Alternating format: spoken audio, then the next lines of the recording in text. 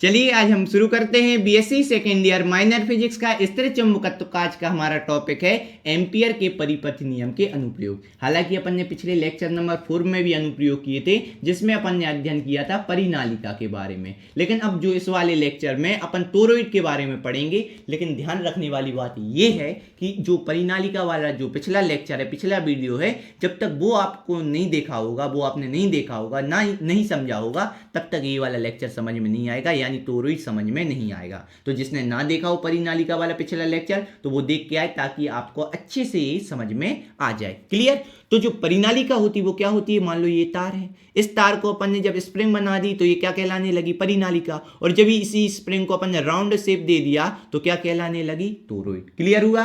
तो टोरॉइड क्या है? जब अपन परिनालिका को यहाँ राउंड शेप बना देते, देखो ये फोटो दिख रही है आपको, इमेज दिख रही है टोरॉइड की, ये परिनालिका को अपन ने जब राउंड शेप दे दिया तो क्या कहलाने लगी? टोरॉइड। अब अपन परिनालिका को देखो, ये 3D इमेज है, नॉर्मल तो बना नहीं सकते, इसलिए अपन ऊपर वाले भाग को एक सीधी लाइन में बना रहे और नीचे वाले भाग को ऐसी सीधी लाइन में। पिछले लेक्चर में ऐसे किया था तो अपन इस रूप में ऐसे दिखाते थे परिनालिका को। क्लियर? अब अपन फिर क्या करते थे, देखो ये अंदर की ओर, अब इसमें क्या हुआ, परिनालिका में अपन ने धारा प्रवाहित की थी, बैटरी जोड़ी थी ना, तो क्या हुआ था, अंदर धारा गई, फिर देखो बाहर की ओर गई, फिर अंदर गई, फिर बाहर की ओर गई, अंदर गई, फिर बाहर की ओर गई, ऐसे ही हो रहा था। तो जब कोई भी चीज अंदर जाती है तो वो क्रॉस के रूप में दिखती है, और बाहर आती हुई दिखती है वो है ना, क्या दिखती है? बिंदु के रूप में दिखती है। कल बताया था ना कि मान लो ये तीर है, मान लो आते हुए दिख रहा है तो ऐसा बिंदु के रूप में दिखा, लेकिन जाता होगा दिखेगा तो पीछे वाला भाग ऐसा क्रॉस के रूप में दिखेगा। तो धारा जिस साइड आ रही वो है ना बिंदु वाला भाग, और जा रही तो क्रॉस वाला भाग। तो इसके लिए अपन देखेंगे अब टोरॉइड क्या है। टोरॉइड गोल कर दिया उन्होंने परिनालिका को, जब सीधा था परिनालिका तो अपन ने ऐसे रूप में दर्शाई दी दो लाइन, लेकिन जब राउंड में कर दिया तो अपन ने देखो ये राउंड कर दिया। तो ये जो बैगनी वाला जो पार्ट दिख रहा है ये क्या है? टोरॉइड। अब ये बीच वाला भाग बताएंगे क्या है। अब देखो, मान लो विद्युत धारा इसमें प्रवाहित हो रही, कैसे? मान लो ये क्रॉस वाला भाग यानी अंदर जा रही, अंदर धारा जा रही, और इस साइड से बाहर निकलते, अभी तो यहाँ बिंदु बना, फिर बाहर जा रही, फिर यहाँ, फिर अंदर गई, फिर यहाँ से बाहर गई, फिर अंदर गई, फिर यहाँ से बाहर गई। 3D में समझना पड़ेगा। फिर अंदर गई, फिर यहाँ से बाहर निकली। समझ रहे? तो ये राउंड बन रहे हैं ना, स्प्रिंग बन रहे हैं। तो जब इस यहाँ विद्युत धारा प्रवाहित हो रही है, यहाँ विद्युत धारा प्रवाहित हो रही है, तो विद्युत धारा जहाँ प्रवाहित होती है वहीं चुंबकीय क्षेत्र उत्पन्न होता है। तो इन्हीं के बीच क्या होगा? चुंबकीय क्षेत्र उत्पन्न होगा। किस दिशा में? जो ये आपको ब्राउन लाइन दिख रही ना, यही दिशा में क्या होगा? चुंबकीय क्षेत्र ऐसा उत्पन्न हो जाएगा। ठीक है ना? तो यही क्या होगा? बी होगा। क्लियर? तो अब जब चुंबकीय क्षेत्र यही है, विद्युत धारा भी यहाँ प्रवाहित हो रही, तो ना बीच में विद्युत धारा होगी ना बाहर विद्युत धारा होगी। तो जब विद्युत धारा ना अंदर है ना बाहर है तो चुंबकीय क्षेत्र भी ना अंदर होगा ना बाहर होगा। क्लियर? क्योंकि धारा और चुंबकीय क्षेत्र केवल इस वाले भाग में दिख रहा है, समझ में आ रहा है? इस वाले भाग में केवल। क्लियर?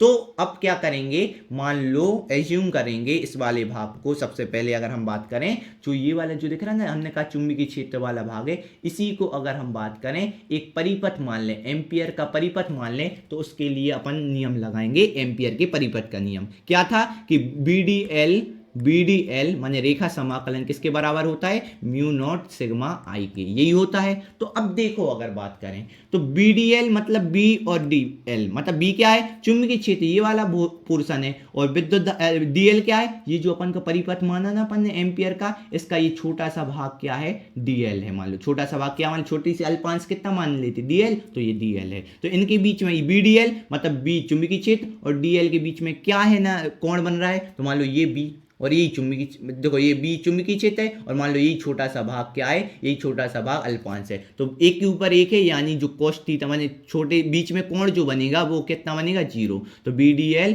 कोस थीटा, पहले तो अपन ये लिख दे रहे हैं, और म्यू नॉट। अब यहाँ देखो सिग्मा आई, सिग्मा क्या अभी बता रहे, कोस थीटा का मान यहाँ अपन क्या रख देंगे? 0 अंश रख देंगे, बाकी BDL ज्यों कहते हो। क्लियर? और ये समाकलन बराबर। अब देखो सिग्मा आई मतलब, आई मतलब क्या होता है? विद्युत धारा। आई मतलब क्या होती है? विद्युत धारा। और सिग्मा मतलब होता है समकुल, माने कुल विद्युत धारा। अब देखो मान लो रिंग के रूप में दिख रहा है ना, ये देखो अंदर जाती है विद्युत धारा, फिर यहाँ बाहर आती है, फिर अंदर जाती है, फिर बाहर आती है, फिर अंदर जाती है, फिर बाहर आती है। तो मान लो ये एक रिंग में कितनी धारा प्रवाहित हो रही है? आई धारा प्रवाहित हो रही है। ऐसे बहुत सारे रिंग, एक ये है, एक ये है, और बनेगा और बनेगा और बनेगा। तो ऐसे मान लो कैपिटल N रिंग है, कितने? कैपिटल N रिंग है। तो एक रिंग में कितनी धारा हो रही है? आई।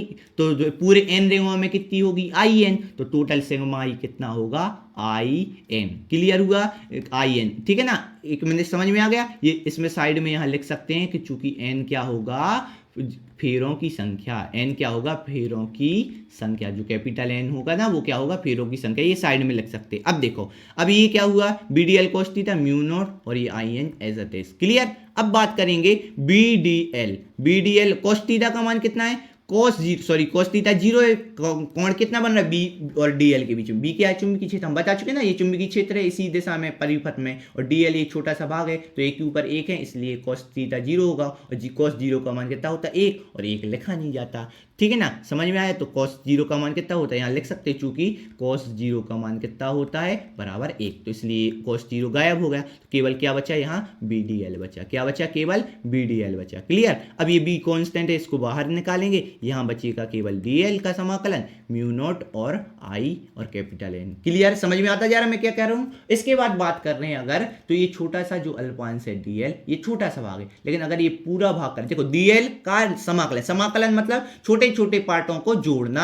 तो ये छोटा छोटा पार्ट क्या है, DL, छोटा पार्ट DL है, ऐसे ये, तो ये पूरा क्या निर्माण हो रहा है, एक पथ का निर्माण हो रहा है, किस पथ, किस आकार का, वृत्तीय पथ का, किसका निर्माण हो रहा है अपना, देखो समझ में आ रहा है, ये किसमें, वृत्तीय पथ का निर्माण हो रहा है, और वृत्तीय पथ, सॉरी एक मिनट, जो वृत्तीय पथ होगा, ये वाला जो अपना वृत्तीय पथ होगा, इसकी ये जो क्या कहलाएगी, ये पूरा भाग क्या कहलाएगा, परिधि कहलाएगा। तो जो परिधि, देखो ये है ना DL छोटा वाला पोर्शन है, तो ऐसे DL बहुत सारे मिलके क्या एक परिधि का निर्माण करेंगे, और परिधि कितनी होती है वृत्त की, 2πr, तो समाकलन DL का मान कितना होगा, 2πr होगा, क्लियर, और ये म्यू नॉट I और N, क्लियर। अब ये 2πr बीच में कोई चिन्ह नहीं, गुणा में, तो इस साइड जाके काय में हो जाएंगे, भाग में हो जाएंगे, तो म्यू नॉट I और कैपिटल N बटे कितना हो जाएगा, ये 2πr है, यहाँ नीचे बटे में चला जाएगा, क्लियर। अब इसके बाद आगे बढ़ेंगे तो B बराबर, अब देखो समझो ये B बराबर कितना होगा, देखो सबसे पहले अगर हम बात करें, ये इतना पोर्शन देखो ध्यान से, ये क्या चीज़ है, देखो मान लो एक, जब अपन बात करें n फेरों में, जो n फेरे हैं अपने पास कितने हैं, n फेरे, टोटल फेरे n है, अपन एकांक फेरे निकालना, मान लो ये पूरा भाग कितना है, परिपथ कितना है, आपको ये दिख रहा है ना, जो अपना एम्पियर का परिपथ नियम है, तो एम्पियर का जो ये पथ है, तो ये पथ की टोटल लंबाई कितनी है, 2πr, ये परिधि दिख रही ना, तो 2πr में कुल कितने फेरे हैं, कुल कितने फेरे हैं, कैपिटल N है, कितने 2πr पूरे में, ये फेरे कितने हैं, देखो ये पूरे पथ है, ये पूरा पथ है, तो पथ में कितने फेरे, मान लो नहीं पता, तो अपन ने मान दे दिया कैपिटल N। तो एक छोटे से एकांक भाग में, छोटे से एकांक भाग में फेरे कितने होंगे, ये n के अपॉन में ये पूरा इतना आ जाएगा 2πr, ये एक मतलब एकांक भाग, जिसे अपन स्मॉल n से दर्शा दे रहे हैं, कैसे दर्शा दे रहे हैं, स्मॉल n से। तो एकांक भाग में फेरों की संख्या कितनी होगी, n बटे 2πr, तो ये n बटे 2πr की जगह क्या लिखेंगे अपन, स्मॉल n, मतलब एकांक भाग, समझ में आए। देखो पूरा 2πr जो ये पथ है, ये पूरा जो पूरा पथ दिख रहा है आपको, ये पूरा भाला जो पथ दिख रहा है, ये देखो ब्राउन वाला,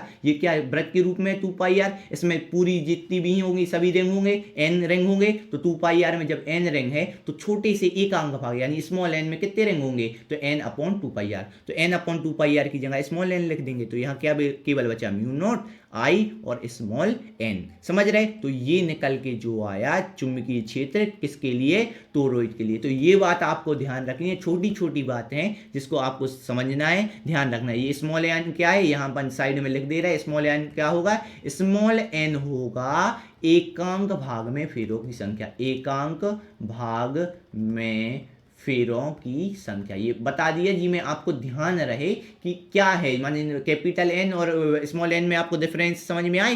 कैपिटल N आने कुल फेरे और स्मॉल n मतलब होता है एकांक, एक छोटे से भाग में फेरों की संख्या, क्लियर। तो इस प्रकार से अपन ने डेरिवेशन किया किसके लिए, टोरॉइड के लिए। अब आने वाले लेक्चर में और जो आपके सिलेबस में टॉपिक है उनको कवर करेंगे यूनिट नंबर 2 के, और इस प्रकार से आगे बढ़ते जाएंगे। तो मिलते हैं अगले लेक्चर में, तब तक के लिए थैंक यू, धन्यवाद।